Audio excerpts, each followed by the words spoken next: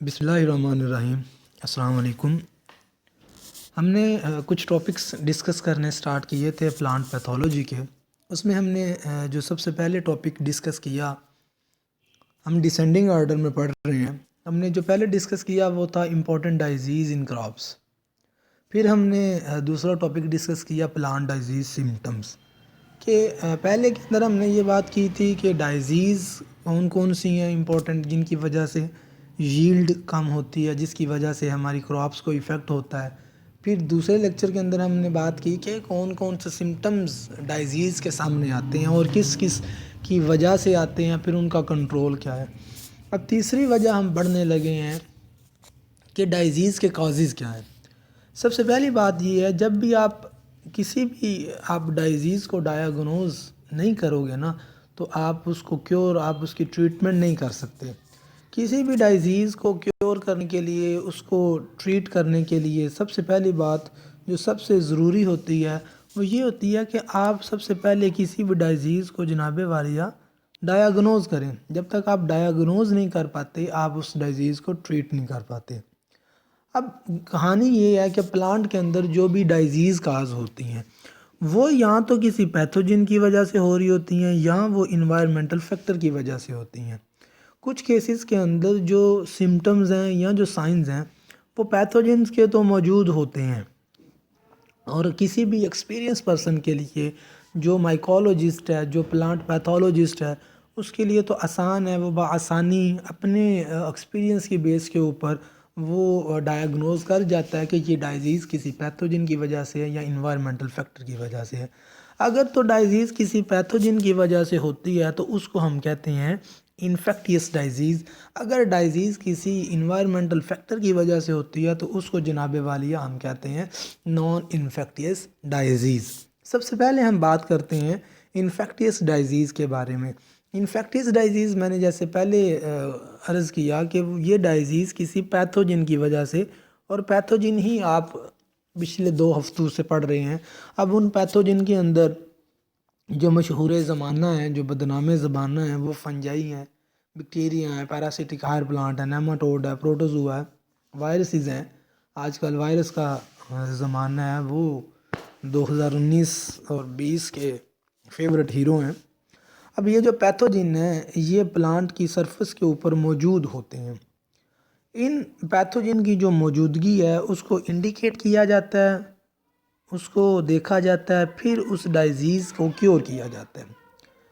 اب کوئی بھی مائیکولوجسٹ ہے وہ دیکھے گا کہ اگر تو پیتھوجن کے سمٹم موجود ہیں تو وہ آسانی سے اندازہ لگا لیتا ہے کہ یہ ڈائزیز انفیکٹیس ڈائزیز ہے۔ اگر اس کو پیتھوجن سرفس کے اوپر نہیں ملتے تو وہ اس کے ٹیشو کی اسٹڈی کرے گا۔ بسا اوقات تو پیتھوجن سرفس کے اوپر موجود ہوتے ہیں، اور بعض اوقات وہ جو پیتھوجن ہیں وہ سرفس کے اوپر موجود نہیں ہوتے، وہ اس کے ٹیشوز کے اندر، اس کے وسکولر ٹیشو کے اندر وہ پیتھوجن موجود ہوتے ہیں، اور وہاں سے وہ اس کو ڈایاگنوز کرے گا، پھر وہ ٹریٹ کرے گا۔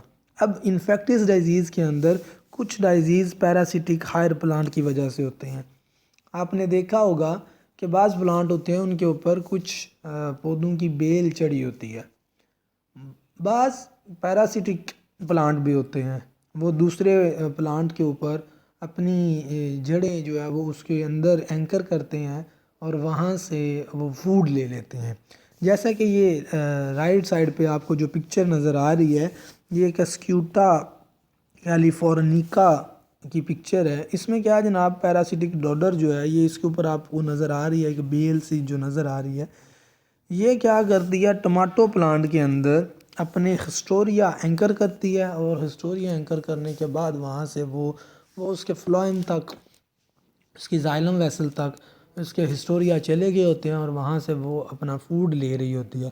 اب یہ تو بے شک فوڈ لے رہی ہوتی ہے، لیکن اگر آپ پکچر کو ذرا دھیان سے دیکھیں تو اس میں ہمیں بالکل کلیئر نظر آ رہا ہے کہ وہ اس کے ہسٹوریا اینکر کیے جا رہے ہیں، اور وہاں سے پھر وہ فوڈ ابزارب کر رہے ہیں۔ جو سیکنڈ ڈائزیز ہے پیتھوجن کی وجہ سے، وہ نیماٹوڈ کی وجہ سے ہے۔ نیماٹوڈ بھی آپ نے دیکھے ہوئے ہیں۔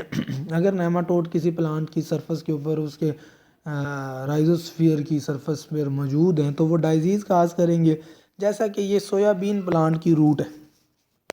اب یہ اس کے پکسل اتنے اچھے تو نہیں تھے، لیکن یہ سویابین پلانٹ کی روٹ ہے، اور یہ جو ہے نا یہ نیماٹوڈ کے ایگ سے بری پڑی ہے. اب یہاں پر اگر نیماٹوڈ ہیں اٹ مین کہ اس پودے کی گروتھ اچھی نہیں ہوگی اور یہ ڈائزیز میں چلا جائے گا.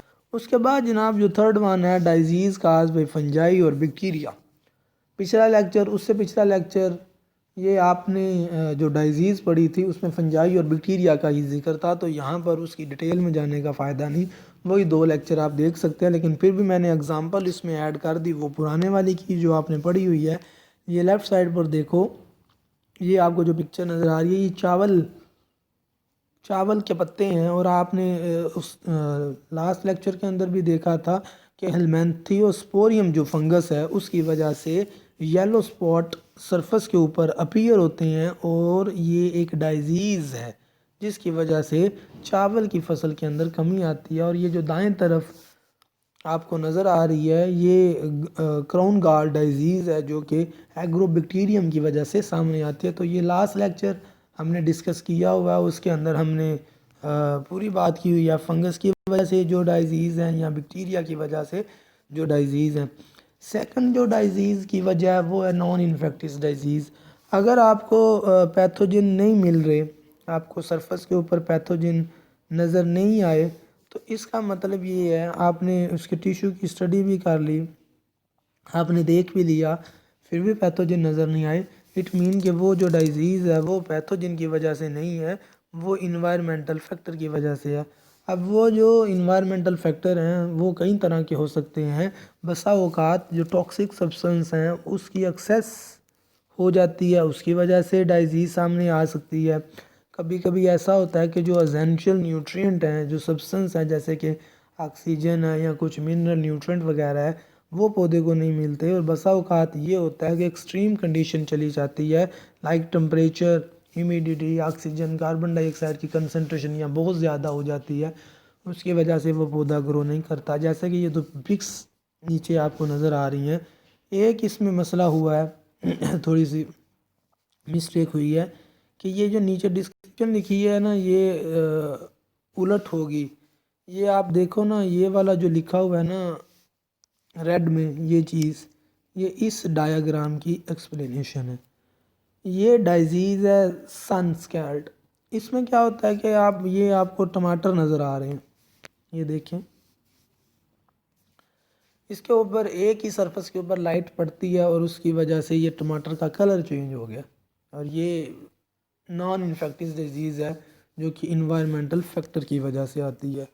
لیفٹ سائڈ پر دیکھو تو اس کی ڈیٹیل یہ والی ہے، یہ آپ کو میں پھر ٹھیک کر کے سینڈ کر دوں گا، لیکن پھر بھی آپ کو پتہ ہونا چاہیے. اس کی ڈیٹیل یہ ہے اس پکچر کی. اس میں کیا ہوتا ہے کہ آپ ہربیسائڈ استعمال کرتے ہیں ٹماٹر کے پودے کے اوپر، فیناکسی ہربیسائڈ کی وجہ سے اس کے لیو میں ڈیزارشن آ جاتی ہے. اور جب میں نے آپ کو لاسٹ لیکچر سینڈ کیا ہے پلانٹ ڈائزیز سمٹم والا، تو اس کے اندر میں نے آپ کو وہ نوٹس بھی فارورڈ کیے تھے جو ہم نے فرسٹ سیمسٹر کے اندر ڈائورسٹی نان فلاورنگ پلانٹ کے اندر ڈسکس کیے تھے، جس کے اندر ہم نے symptoms of viral infected plant کی بات کی تھی. تو اس کے اندر ہم نے ایک سمٹم، ایک ڈائزیز ڈیزارشن پڑھی تھی، وہ وائرس کی وجہ سے ہے کہ اس کے لیف جو ہے وہ کرل کر جاتے ہیں. تو یہ جناب والیہ جو ڈائزیز ہے یہ انفیکٹس ڈائزیز ہے.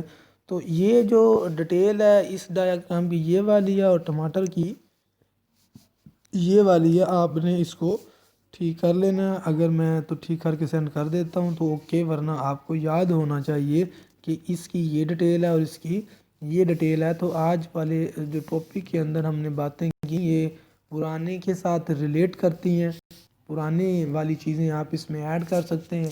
یہ بڑا لمبا ٹاپک تھا جس کو میں نے شارٹ کر کے 2 پیجز کے اوپر بنایا آپ کے لیے. تو یہ کازز آف ڈائزیز ہیں، انفیکٹس ہیں اور نان انفیکٹس ہیں، اور بڑا آسان سا ہے. اگر آپ کو اس میں سے بھی کچھ پوچھنا ہوا تو آپ کویسچن کر لیجئے گا. اللہ حافظ.